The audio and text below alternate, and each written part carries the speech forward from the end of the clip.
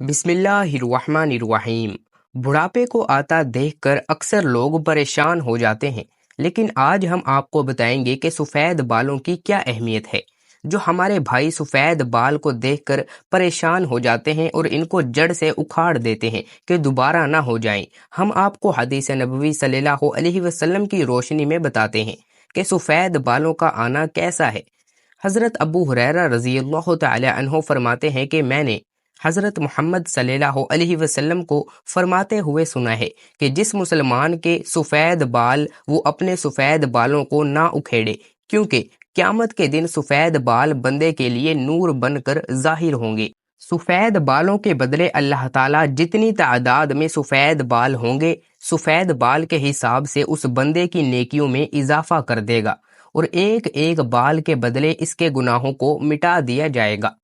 यहया बिन सईद से मरवी है, मैंने सईद बिन मुसैब को ये फरमाते हुए सुना है कि हज़रत इब्राहीम अलैहिस्सलाम दुनिया में सबसे पहले फर्द हैं जिसने अपनी मूंछों को काट दिया, और आप अलैहिस्सलाम जब बुढ़ापे को पहुंचे तो आप अलैहिस्सलाम के बाल सफ़ेद हो गए। तो आप अलैहिस्सलाम ने अल्लाह ताला से पूछा, ए मेरे मालिक, ये क्या माजरा है? अल्लाह ताला ने आप अलैहिस्सलाम को जवाब दिया, ए मेरे दोस्त, ये मेरी रहमत है। बालों का सफ़ेद होने से इंसान की शान शौकत, इज्जत व वक़ार बढ़ जाता है और तमाम बुरे कामों से बचने की इलामत है। इब्राहीम अलैहिस्सलाम ने अर्ज किया, ए मेरे मौला, ये तो तेरी बड़ी शान है, ए अल्लाह मेरे वक़ार को बुलंद फरमा। आप सल्लल्लाहु अलैहि वसल्लम का फरमाने आली शान है कि जो मुसलमान बूढ़ा हो गया तो इसका बुढ़ापा इसके लिए क़यामत के दिन नूर बनकर उभरेगा। एक बंदे ने नबी अकरम सल्लल्लाहु अलैहि वसल्लम से अर्ज की, ए अल्लाह के नबी सल्लल्लाहु अलैहि वसल्लम, लोग सफ़ेद बालों को उखाड़ देते हैं। इसका जवाब सुनकर आप सल्लल्लाहु अलैहि वसल्लम ने फरमाया कि जो बंदा अपने सफ़ेद बालों को उखाड़ता है तो उसने क़यामत के दिन अपने नूर को ख़त्म कर उखाड़ लिया है। आप सल्लल्लाहु अलैहि वसल्लम ने फरमाया कि सफ़ेद बाल क़यामत के दिन मुसलमान के लिए नूर है। इन सफ़ेद बालों के बदले अल्लाह ताला इस बंदे की नेकियां लिख देगा और गुनाहों को ख़त्म कर देगा और उस बंदे का दर्जा बुलंद फरमा देगा। हज़रत अबू बकर रज़ी अल्लाह तआला अन्हो फरमाते हैं कि एक दफ़ा एक आदमी नबी अकरम सल्लल्लाहु अलैहि वसल्लम की बारगाह में पेश हुआ और कहने लगा, ए अल्लाह के रसूल सल्लल्लाहु अलैहि वसल्लम, हमसे कौन सा बंदा बेहतर है? तो दोस्तों, अगर अभी तक आप लोगों ने हमारे इस चैनल को सब्सक्राइब नहीं किया तो जल्दी जल्दी से सब्सक्राइब के बटन को दबा दें और साथ साथ बेल आइकन को भी ज़रूर दबा देना, ताकि हर आने वाली नई वीडियो का नोटिफिकेशन आप तक पहुँचता रहे। हौसला अफजाई के लिए वीडियो को सिर्फ एक लाइक और कमेंट्स में अल्लाह ताला के 99 नामों में से सिर्फ एक नाम सवाब की नीयत से जरूर लिख दीजिएगा। वीडियो को शेयर भी कर दीजिएगा सवाब की नीयत से। आपने फरमाया कि जो बंदा बुढ़ापे में पहुंच गया और इसकी नेकियां बहुत ज्यादा हैं, वो सबसे बेहतर है। उसने फिर दरियाफ्त किया कि या रसूलल्लाह, बुरा कौन शख्स है? आप सल्लल्लाहु अलैहि वसल्लम ने फरमाया कि जो बुढ़ापे में गया और इसके गुनाह ज्यादा हैं। नबी अकरम सल्लल्लाहु अलैहि वसल्लम ने फरमाया कि अल्लाह ताला का हुक्म है कि जब मेरा बंदा 40 साल की उम्र तक पहुंच जाता है तो मैं इसको 3 अमराज से बचा लेता हूँ। नंबर 1, दीवानगी। नंबर 2, कोढ़ के मर्ज से। नंबर 3, जिल्द के सफेद दाग का होना। जब मेरा बंदा 50 साल को पहुंच जाता है तो मैं कब्र में इसका हिसाब किताब आसान कर देता हूँ।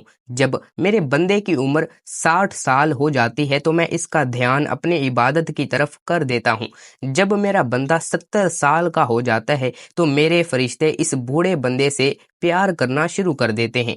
जब जब वो 80 साल को पहुंच जाता है तो इसके नेक अमाल लिखे जाते हैं और बुरे अमाल को नजरअंदाज कर दिया जाता है। जब बंदे की उम्र 90 साल हो जाती है तो फरिश्ते फरमाते हैं कि ये अल्लाह ताला का खास बंदा है, इसके सारे गुनाह माफ कर दिए जाते हैं। इससे मुराद है कि इस बंदे की उम्र पूरी हो चुकी है और रूह को इसके जिस्म में कैद करके रखा है। बस ये विसाल के करीब है।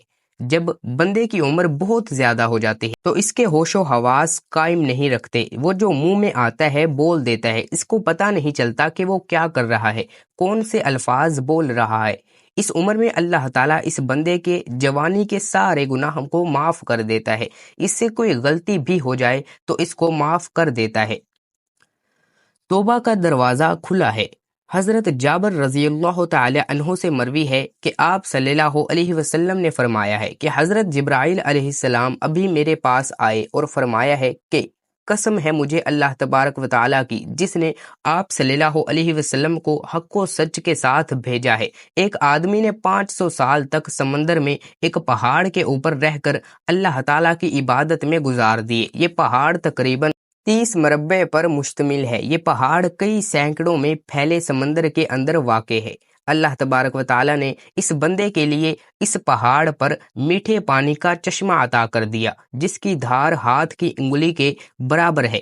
اس پہاڑ کے پاس ایک انار کو اگا دیا جس پر ہر دن ایک انار لگ جاتا تھا۔ وہ بندہ پہاڑ سے نیچے آتا، انار سے پیٹ بھر کر وضو کرتا اور خدا کریم کی عبادت میں مصروف ہو جاتا تھا۔ جب اس نیک بندے کی موت کا وقت آیا تو اس نے اللہ تعالیٰ سے دعا کی کہ اے اللہ، میری موت سجدے کی حالت میں آئے اور میرے جسم کو پاک صاف جگہ پر محفوظ کر دیا جائے، اور جب قیامت کے دن پھر سے دوبارہ مجھے زندہ کیا جائے تو سجدے کی حالت سے زندہ کیا جائے۔